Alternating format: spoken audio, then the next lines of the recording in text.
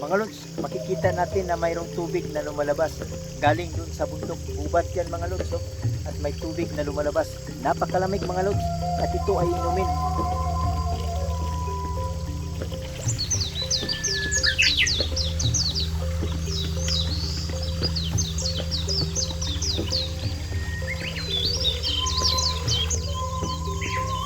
Kahit soft drinks mga lods, pwede kang magpalamig dito.